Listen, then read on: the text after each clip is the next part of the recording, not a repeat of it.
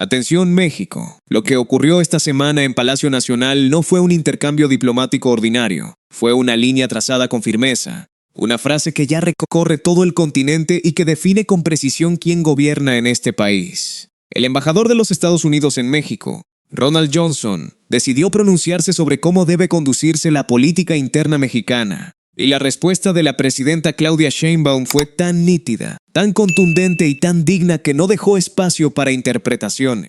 Los asuntos de México le corresponden a las y los mexicanos. Así de claro, así de directo, así de soberano. Quédense conmigo porque hoy vamos a desmenuzar uno por uno los hechos de este enfrentamiento. Vamos a ver qué fue lo que escribió el embajador. ¿Cómo respondió la presidenta? ¿Por qué importa muchísimo más de lo que aparenta en el titular? Y sobre todo, ¿qué nos revela todo esto sobre el México que hoy se planta de pie frente a las presiones del exterior sin ceder ante nadie? Empecemos por el principio. El domingo 31 de mayo, desde el Monumento a la Revolución en la Ciudad de México, la presidenta Claudia Sheinbaum encabezó su informe de rendición de cuentas por los 2 años de su triunfo electoral. Y en ese mensaje, frente a miles de personas congregadas y con transmisión simultánea en plazas públicas de las 32 entidades del país, pronunció una frase que se convirtió en bandera. México no es piñata de nadie. Aquí decide México, deciden las y los mexicanos. Con esas palabras, la mandataria rechazó cualquier forma de injerencia, cualquier intento de intervencionismo extranjero, cualquier presión que pretenda doblegar la dignidad de nuestro pueblo. Y no fueron palabras al aire. La presidenta fue precisa. Advirtió que detrás de las campañas en contra de su gobierno están sectores conservadores nacionales e internacionales que nunca aceptaron que México recuperara su dignidad y decidiera ejercer plenamente su independencia. Y lanzó una pregunta legítima que resonó en todo el país. ¿Estamos viendo un interés genuino por ayudar a México? ¿O estamos viendo cómo ciertos sectores de la ultraderecha estadounidense utilizan a nuestro país para posicionarse de cara a sus propias elecciones? No son preguntas retóricas, dijo, y tenía toda la razón en formularlas. Pero aquí viene el punto que nadie debe ignorar. Al día siguiente, el lunes 1 de junio, el embajador de los Estados Unidos, Ronald Johnson, salió a responder a través de sus redes sociales. Escribió que la lucha contra los cárteles debe unir a ambos países y no dividirlos. Agregó que cada momento dedicado a convertir el desafío de seguridad en una discusión política es una oportunidad perdida para fortalecer la cooperación entre las dos naciones. En apariencia, un mensaje diplomático. En el fondo, la opinión de un funcionario extranjero sobre cómo debería comportarse el gobierno de México en su propia conversación interna. Y ahí está el detalle que lo cambia todo. Porque una cosa es la coordinación bilateral en materia de seguridad, que México siempre ha estado dispuesto a sostener. Y otra muy distinta es que el representante de una potencia extranjera marque la pauta sobre los asuntos políticos internos de nuestra nación. Esa frontera, esa raya en la arena, es precisamente la que la presidenta Sheinbaum salió a defender con una claridad ejemplar. El martes 2 de junio, en la conferencia mañanera desde Palacio Nacional, llegó la respuesta. Y fue una respuesta de Estado. La presidenta reconoció primero un punto de coincidencia, porque así es como actúa una líder seria, no desde el griterío, sino desde la razón. Dijo que hay una parte en la que está de acuerdo, porque hay que trabajar los problemas de fondo, y uno de ellos es, evidentemente, la violencia que provoca la delincuencia organizada. Reiteró que México siempre ha buscado la colaboración y la coordinación para avanzar. Conjuntamente, que ellos actúen en su territorio y nosotros en el nuestro. Hasta ahí la mano tendida, la disposición al diálogo entre buenos vecinos. Pero inmediatamente después vino la línea infranqueable. Lo dijo con respeto, pero sin titubeos. Es importante que los embajadores se queden en el tema de la coordinación y la colaboración. Los embajadores tienen que ser respetuosos de los asuntos políticos internos de los países. Y luego la frase que ya es histórica.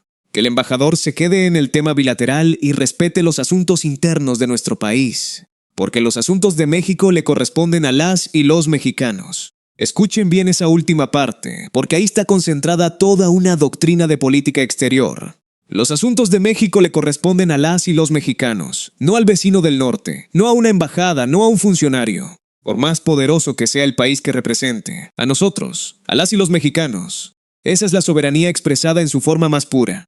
Y la presidenta no se quedó solo en la declaración, la sustentó con un principio que está escrito en nuestra Constitución. Recordó que nuestro embajador en los Estados Unidos, en Francia, en Australia, en la India, en cualquier lugar del mundo, No opina sobre los asuntos políticos internos de los países donde representa a México. ¿Por qué? Porque la Constitución mexicana establece con toda claridad el principio de la autodeterminación de los pueblos y el respeto a la no intervención. Es decir, México exige lo mismo que México practica. No hay doble moral, hay congruencia, hay coherencia, hay dignidad. Y aquí quiero detenerme un momento, porque este es el corazón de todo el asunto. Hay un contraste enorme, casi abismal, entre dos formas de entender las relaciones internacionales.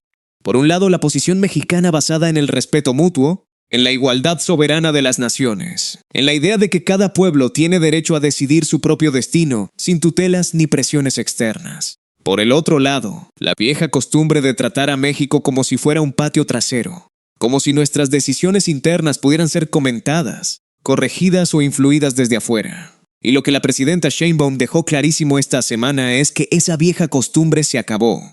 Aquí ya no se manda desde afuera, aquí decide México. Pero hay más, y esto es fundamental para entender por qué la presidenta habla con esta firmeza desde una posición de fortaleza y no de debilidad. Porque hay gobiernos que tienen que ceder ante las presiones externas porque su economía depende de ello, porque están endeudados hasta el cuello, porque necesitan favores. México no está en esa situación, todo lo contrario. Vean los números que la propia presidenta presentó en su informe del 31 de mayo. Números fríos, oficiales, verificables. En el primer trimestre de 2026, México registró una inversión extranjera directa récord de $23.591 millones. Récord. La tasa de desempleo se ubicó en 2.5%, una de las más bajas del mundo. Se generaron 669.000 nuevos empleos formales y el mes de abril de 2026 fue el abril con mayor empleo formal en toda la historia de nuestro país. El peso mexicano es la segunda moneda que más se ha apreciado frente al dólar estadounidense entre todas las monedas del mundo. Y por primera vez en muchos años, la balanza comercial fue positiva en el primer trimestre. ¿Entienden lo que significa esto?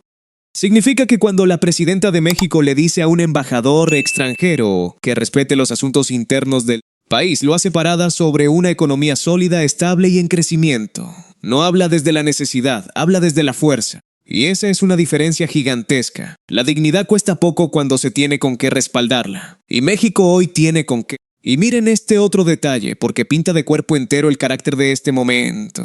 El propio lunes 1 de junio, la presidenta hizo un llamado a los integrantes de su movimiento a no quedarse callados por temor a posibles represalias. Lo dijo con todas sus letras. No puede ser que un legislador no opine por temor a que le quiten la visa. Hay que tener valentía cuando se entra a la política. Esa frase es un manifiesto. Es la invitación a no doblegarse, a no autocensurarse, a defender las convicciones propias, aunque haya quien intente intimidar con la amenaza de quitar un documento de viaje. La valentía como condición de la política. La dignidad por encima del miedo. Porque hay que decirlo con claridad. Durante demasiado tiempo, una parte de la clase política mexicana funcionó bajo la lógica del miedo a incomodar al vecino del norte. Se medían las palabras. Se calculaban los costos, se prefería el silencio antes que la firmeza. Y lo que estamos viendo ahora es exactamente lo contrario. Una presidenta que no calcula la dignidad, que no negocia la soberanía, que no pone precio a la independencia de la nación. Y conviene recordar el contexto más amplio en el que ocurre todo esto. La presidenta ha sido enfática en que la cooperación internacional en materia de seguridad debe realizarse con pleno respeto a la soberanía nacional. Ha sostenido que únicamente la Federación tiene facultades para establecer acuerdos de seguridad con otros países. Ha defendido que las investigaciones, sean las que sean, deben desarrollarse respetando las instituciones mexicanas y las leyes mexicanas. No es que México se niegue a colaborar, es que México colabora como un igual, no como un subordinado. Esa es la postura, y es una postura de la que cualquier mexicano debería sentirse orgulloso. Pensemos por un instante en lo que representa todo esto en términos históricos. Por primera vez en la historia, México tiene una mujer al frente del Estado, y esa mujer está redefiniendo la relación con la potencia más poderosa del planeta sobre la base del respeto y no de la sumisión. Está demostrando que se puede ser buen vecino sin ser vasallo, que se puede colaborar sin entregar la dignidad, que se puede dialogar de frente, mirando a los ojos sin agachar la cabeza. Y lo está haciendo con serenidad, con argumentos, con la fuerza tranquila de quien tiene la razón y la Constitución de su lado. El mensaje al embajador Ronald Johnson, y a través de él al mundo entero, fue transparente. México valora la coordinación.